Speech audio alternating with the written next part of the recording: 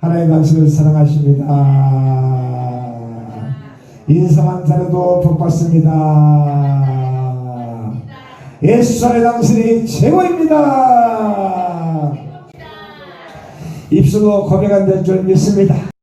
오늘 본 말씀에서 그리스도인의 사명이라는 제목으로 함께 은혜를 나누기로 합시다. 그리스도인의 사명. 그리스도인의 사명. 우리가 가난하고 병들 때 많은 사람들이 뜨겁게 예수를 믿고 구원받아 영혼이 잘된 같이 검사가 잘되고 간간한 복을 받아서 대한민국이 이처럼 세계의 12위권에 들 정도로 경제가 성장돼서 이제 이 선진국 대원에 진입하고 있습니다. 그뿐만 아니라 우리의 삶도 많이 향상이 되어져서 정말 60년대에 생각하면 꿈도 꿀 수 없는 일들이 지금 이루어지고 있음을 우리가 알 수가 있습니다. 그런데 우리가 생활 수준이 좋아지면서 크리스찬들의 정체성이 사라지고 있다는 게 참 안타까운 일입니다. 도대체 누가 예수를 믿는 사람인지, 누가 예수를 믿지 않는 사람인지 구별하기 어려울 정도로 예수가 구원받은 우리가 세상에서 역할을 다하지 못하고 있다는 게 참 안타까운 일입니다. 교회가 모두가 믿음 좋은 신자 같은데 교회 밖에 나가면 어느 곳에 가도 크리스천이 보이지 않는 세대에 우리가 살고 있습니다. 예수를 믿는 사람이나 안 믿는 사람이랑 똑같이 말을 하고 똑같이 행동을 하면서 우리 예수 믿지 않는 사람들이 더 사랑을 실천하고 융통성을 부리고, 반면에 예수 믿는 사람들이 오히려 사랑을 실천해야 되고 융통성을 베풀어야 되는데 예수 믿는 사람들이 오히려 마음이 경직되어 있는 것을 보면 참 안타까운 일이 아닐 수가 없습니다. 그러니까 우리가 전도를 하다 보면 한국 사회 모두가 이 교회에 등을 돌리고 있는 듯 착각에 빠질 때도 있습니다. 성경 말씀이 하나님의 말씀인 것을 지식으로 머리로는 알고 있지만 실제 삶 속에서 그 말씀을 적용하지 못했기 때문에 신앙생활 하면서도 답답하고 신앙생활 하면서도 세상과 구별된 삶을 살지 못하고 신앙생활 하면서도 오히려 신앙생활 하지 않는 사람보다 더 사랑을 실천하지 아니하고 융통성이 없는 삶을 사는 것을 볼 수가 있습니다. 이 말은 예수 믿으면서 우리가 성경 말씀이 하나님의 말씀인 것을 내가 깨닫고 그 말씀 속에 내가 들어가서 말씀에 취해서 살아야 되는데 우리가 이 말씀을 그냥 지식으로 머리로만 믿고 있고 있기 때문인 것을 알 수가 있습니다.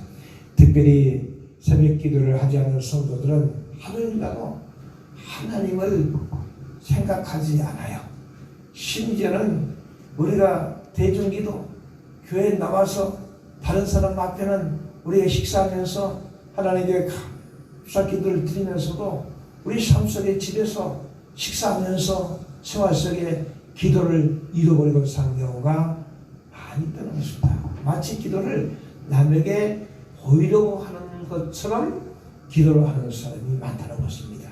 그것이 이 크리스찬의 60% 이상이 주일날만 신자고 평일날은 신자인지 아닌지 구별도 못하고 하나님이 살아계신지 살아계지 않은 것도 깨닫지 못하고 살아가는 사람이 크리스찬의 60%가 넘는다는 것입니다.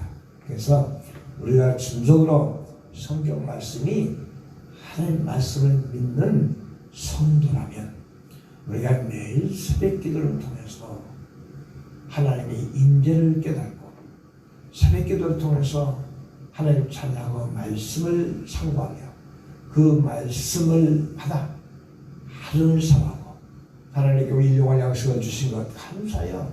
식사 기도할 때 하나님 이렇게 일용할 양식을 주시니 감사합니다. 잠깐이라도 묵상 기도하면서 하나님이 우리와 함께 계시는 사실을 인지하시기를 예수로 축원합니다. 특히 믿는 성도들과도 형제 자매로 대하지 아니하고 마치 예수 믿고 구원받는 사람들이 원수처럼 대하는 사람들이 얼마나 많은지 몰라요. 예수 그리스도 안에서는 하나님이 아버지라는 사실을 믿고 하나님의 자녀라고 우리는 인정하였기 때문에 예수 구원받은 저와 여러분 모두가 예수 그리스도 안에서 한 형제인 것을 믿으시기 바랍니다. 할렐루야. 그러므로 형제는 서로 사랑하고 서로 용서하고 서로 위로하면서 살아가는 것이 참 형제가 된 것을 믿으시기를 바랍니다. 그런 나의 형제라는 형제의식이 사라진다는 것입니다. 이건 성경에 사라집힌 신앙생활을 하지 않기 때문에 그래요. 오늘 우리가 저는 항상 저희 아내와 둘 또 어떤 분은 또 타교에 오신 분들이 새벽기도 같이 참여할 때 매일 눈이 오나 비가 오나 하나님의 말씀을 묵상하며 새벽기도 드리는데 새벽기도 때 하나님께 주신 말씀을 받아서 하루를 살아가면 성령께서 그 말씀을 통해서 하루의 모든 삶을 인도해 주실 것을 깨닫게 된 걸 알 수가 있어요. 그렇기 때문에 우리는 성령에 의해서 살아갈 때에 성령께서 모든 생각나게 하시고 가르쳐 주시고 인도해 주신 것을 믿으시기를 바랍니다. 할렐루야. 그렇기 때문에 신앙 고백할 때도 우리가 성령을 믿사오며 거룩한 공예와 성도가 서로 교통하는 것과 죄를 사하여 주신 것을 믿사오니 이렇게 고백합니다. 그렇기 때문에 이 교회 안에서는 성령으로 교통이 이루어진다는 것입니다. 성령으로 교통이 이루어질 때에 내가 하나님께 죄사함 받는 것을 감사하고 원수까지도 사랑할 수 있는 믿음이 생긴 것을 믿으시기를 바랍니다. 때로 우리가 매일 기도하면서 내가 무엇 때문에 기도하는지 모르고 기도하는 사람이 많이 있어요. 탐욕을 위해서 하는 기도는 하나님께 그 기도를 받으시지 않는다고 말씀하고 있습니다. 아무리 입으로 찬송을 하고 아무리 입으로 기도를 해도 성령이 인도하지 않는 찬송과 성령이 인도하지 않는 기도는 하나님의 연락되지 않아요. 허공을 치는 메아리가 되고 마는 거예요. 그러나 비록 우리가 박자 같은 일을 할지라도 곡절을 잘못 할지라도 찬송을 많이 모른다 할지라도 성령의 인도하심 받아 찬양하면 그 성령을 통해서 우리 찬양이 한 날에 상달되고 할 수가 있어요. 지금은 세상이 좋아서 이 찬양 반주기에 가사가 나오고 하지만 옛날에 신앙생활 할 때는 차트에 찬송가를 다 악보도 없이 적어가지고 해도 그때 당시는 문맹자들이 얼마나 많은지 몰라요. 특히 할머니들 자기 이름 석자도 못 쓰신 분들이 교회 오면 그 차트에 기록된 글자를 보고 뜨겁게 찬양하면서 그 찬양하면서 눈물을 흘리면서 회개하는 그 모습을 바라볼 때 성령께서 함께하는 사실을 믿고 있어요. 요즘 이제 트로트들이 많이 대중화되어서 아주 뭐 3살, 4살 이런 사람들이 이런 어린애들 트로트를 하는데 성인들보다도 잘해요. 근데 보통 트로트 가사들이 어떻습니까? 성인들이 이해할 만한 가사들이 많아요. 성인들이 이해할 만한 내용들이 많아요. 그렇기 때문에 우리 송혜 선생님께서 노래자랑 할 때에 어린아이가 노래를 하면 너 이 뜻이 무슨 노래인지 알고 하니?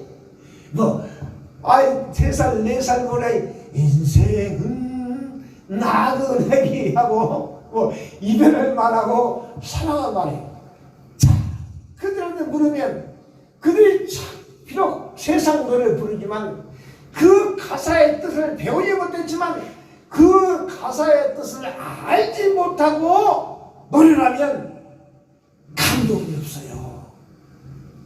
상대방 청중을 마음을 감동시킬 수가 없어요. 그러나 어린아이가 보릿고개를 겪어보지 못했지만 보릿고개 노래를 할 때에 그 보릿고개의 뜻을 할머니나 부모님께 들어서 안다는 것입니다.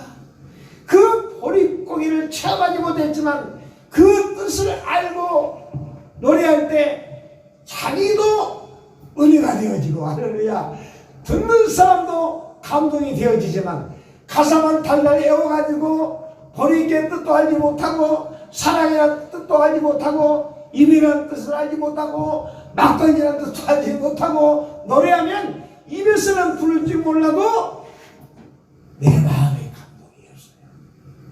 저들은 듣는 청중들의 감동이 없는 거예요. 맞습니다. 우리가 교회 와서 하나님을 찬양합니다. 하나님께 기도드립니다.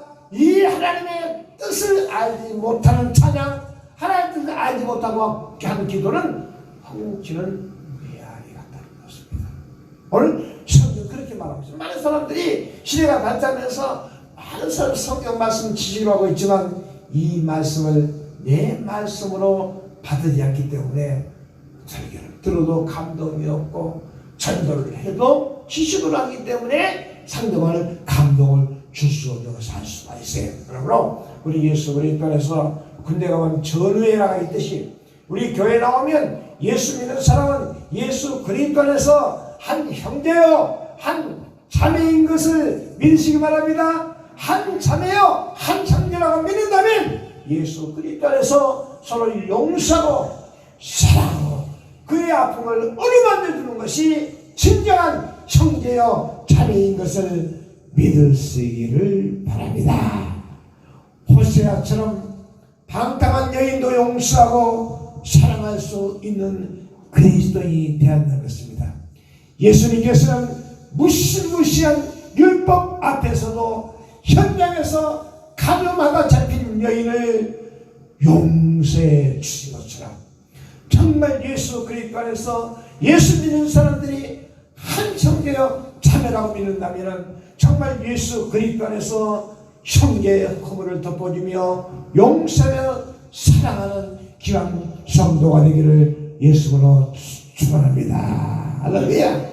지금 내가 당장 죽어도 천국 갈 수 있는 확신이 있으십니까? 있으십니까? 자, 지금 당장 죽어도 내가 천국 갈 확신이 있다면 죽음이 두렵지 않습니다. 왜냐하면 천국은 이 세상보다도 좋기 때문에 그래요. 죽음의 운명이잖아요. 그러나 예수 믿으면서도 천국이 있는지 없는지 모르고 살아가면 죽음이 두려워요. 죽음이 두려워요. 죽음이 두려우니 힘들고 어려운 일을 못합니다. 왜? 죽을까 싶어가지고. 그러다 보니까 도전하지 못합니다. 도전하지 못해요. 지난주에 읍사무소 직원들이 교회를 잠깐 방문해서만 대담을 나왔는데, 그들 물론 한편들은 많이 있지만 참 목사님은 정말 자기들이 인간적으로, 예수 믿지 않으니까 인간적으로, 목사님은 정말 이 시골에서 이렇게 목회할 분이 아닌데 참 아까운 분이 와 있다는 거예요. 이것은 계장님이 몰라서 하신 말씀입니다. 인간적으로 보면 그렇게 보일지 몰라도 예수 그리스도 안에서는 나를 위해서 삶을 사면 대도시에서 큰 교회 초빙받아서 가도 1000만 이상 사례비를 받을 수 있고 만설 존경받을 수 있지만, 그렇다면 이 시골 지역에 복을 모르는 사람들에게 정말 가난하고 병들고 복음을 깨닫지 못하고 목회지가 없어서 어찌할 수 없이 임대료가 싸니까 고향이니까 와서 목회한 목회자들이 와서 무슨 복음을 전하며 무엇을 그들을 가르칠 것입니까? 하나님께서 농촌분들이나 도시분이나 미국분이나 다 한 형제여 자매이고 사모님이십니다.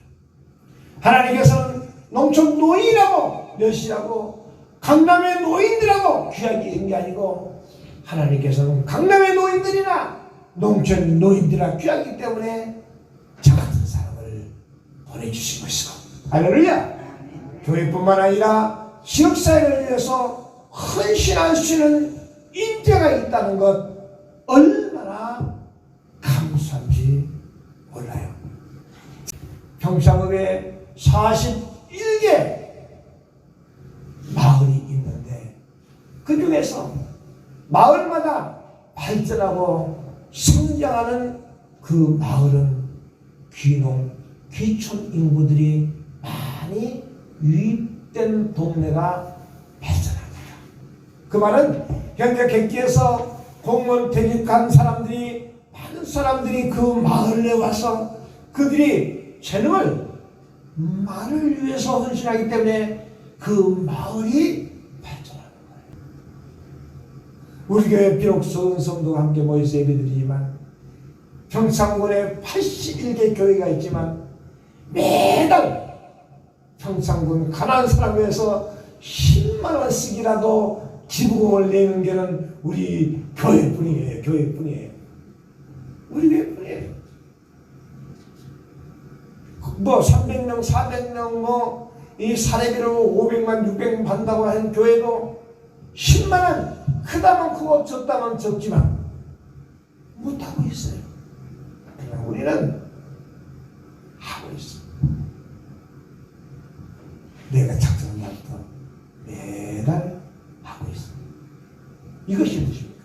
많은 물질을 드린 게 아니고 그 물질 속에는 가난하고 병든 사람들이 마음이 들어가 있는 거예요. 그리고 5만 낸 사람도 있어요. 3만 낸 사람도 있어요. 물품으로 기부하는 단체가 있어요. 그러나 개인한 사람은 별로 없어요. 그러나 우리 교회는 교회 명의로 하고 있다는 데에서 얼마나 긍지와 자부지 모릅니다.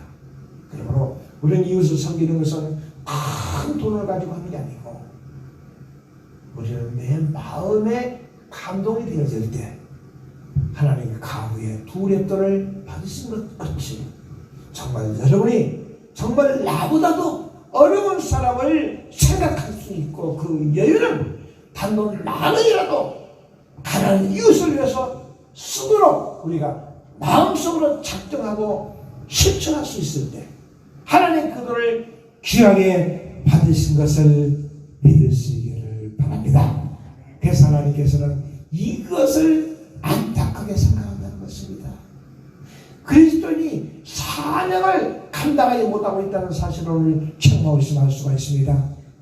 그러므로 우리는 내 눈에 들보를 보지 못하는 상대방의 눈에 티를 보고 율법적으로 정지하지만, 상대방의 눈에 티를 보기 전에 내 눈에 들보를 본다면, 내 눈에 들보가 있다는 사실을 본다면 상대방을 티를 보지 아니하고 용서하고 사랑할 수 있는 믿으시기 바랍니다. 왜 용서하지 못합니까? 왜 사랑하지 못합니까? 내 눈에 들보를 보지 못하고 형제 눈에 티만 보기 때문에 용서하지 못하는 거예요. 사랑하지 못하는 거예요. 율법은 사랑을 죽이는 거예요. 그러나 우리의 상대를 판단할 때에 상대의 눈에 티를 치려고 하지 말고 내 눈에 들보가 있음을 깨닫고 보면 상대방의 눈에 티는 보이지 않는 것을 믿으시기 바랍니다. 내 눈에 들보가 있는데 어떻게 상대방의 티를 볼 수 있겠습니까? 맞습니다. 그러므로 우리가 사랑하지 못한 것은 내 눈에 들보를 보지 못하기 때문에, 형제의 눈에 티만 보이기 때문에 저 형제는 안 돼, 저 사람은 안 돼, 이 사람은 안 돼, 이 사람은 이래서 안 돼, 저래서 안 돼, 이렇게 말해요. 그러나 내 눈에 들보를 깨닫는다면 상대방의 눈에 티는 아무것도 아닌 것을 믿으시기 바랍니다.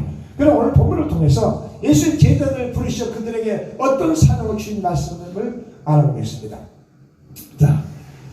자 읽어볼까요? 자, 마태복음 5장 13절 시작. 너희는 세상의 소금이니 소금이 만일 그 맛을 잃으면 무엇으로 짜게 하리요? 후에는 아무 쓸데없어 다만 밖에 버리워 사람에게 밟힐 뿐이라 말씀하고 있습니다. 소금의 특성은 짠맛을 내는 거예요. 짠맛을. 어제 김은경 교육장님이 아니 목사님 여기 소금이 있어요. 소금이. 자, 소금입니다. 근데 그 소금이 맛을 내지 못하니까 어때요? 제설제 미끄러지지 않게 쓰는 거예요. 이게 땅에 뿌리워져서 사람에게 밟힌다고 말씀하고 있어요. 지금 그걸 말씀하고 있어요. 소금이 짠맛을 내지 못하면 밭에 길가의 밭에서 사람이 밟고 한다. 그렇기 때문에 지금 염화칼슘으로 쓴 것들이 소금의 연분인데 짠맛을 내지 못하기 때문에 눈밭에 뿌려져 가지고 사람이 밟히는 거예요. 더 이상 김장을 쓸 수 없는 게 염화칼슘이에요. 그러니까 소금이 맛을 잃으면 어떻습니까? 땅에 뿌려지는 거예요. 제설제로 쓰는 거예요. 그럼 사람들이 밟고 다니는 거예요. 소금은 세상을 변화시키고 부패를 방지하고 지연시키는 역할을 하기 때문에 성도가 각 분야에서 부패를 방지하는 소금의 역할을 하시기 위해서 축원합니다. 할렐루야. 요즘 세상에 썩어가고 있다고 말합니다. 세상이 빛을 잃어가고 어두워진다고 말하고 있습니다. 특히 정치권은 부패와 어둠이 크게 달하고 있습니다. 당략 지지단의 이득을 위해서는 정의와 진실을 솥밭 내동대 기치는 정치인들이 얼마나 많은지 모릅니다. 이 나라의 자유민주주의를 지켰다고 스스로 떠드는 자들이 정권을 잡고 있는 그 부패와 어둠은 더욱 심했다고 말하고 있습니다. 과연 그들이 사회 분별이 있는가 아니면 양심이 없는 건가 우리가 생각해 봐야 된다는 사실을 깨달아야 돼요. 우리 공직자들은 자기 자신들의 자리를 보존하기 위해서 불의한 접근과 아부와 이걸 분명히 잘못된지 알면서도 그 자리를 지키기 위해서 그들과 타협한다는 정치인들이 얼마나 많은지 모릅니다. 그러나 이 부패하고 어두운 세상에 빛과 소문을 감당하는 이들이 있다는 사실인 것입니다. 이름은 말하지 않겠지만 우리 전 감사원장, 이번 윤석열 검찰총장을 직무해제 이 법으로 판단한 조미현 판사, 이 둘은 둘 다 그림자입니다. 정권의 아버지 아니에요. 정권의 아버지 아니하고 자기 자신을 보존하기 위해서 정권과 타협하지 아니하고 법적으로 잘못된 것은 잘못됐다고 말하고 올바른 판단을 내는 조미연 판사는 그렇지 않은 사실인 것입니다. 원전의 잘못됨을 알고 감사한 결과 정권과 함께 타협하지 아니하고 잘못된 것을 올바른 세상에 밝히는 이 최재형 감사원장 역시 그렇지 않은 것입니다. 세상에 많은 사람들은 그 자를 유지하기 위해서 이걸 잘못된지 알면서도 그 정권에 아부하는 사람들이 많다는 것입니다. 그렇기 때문에 이 세상은 더 썩어가는 것을 알 수가 있습니다. 여러분, 밀밭에 벼가 있으면 잡초인 것입니다. 밀밭에 벼가 있으면 잡초입니다. 자, 벼도 필요하고 밀도 필요한데 밀밭에는 밀만 있어야 돼요.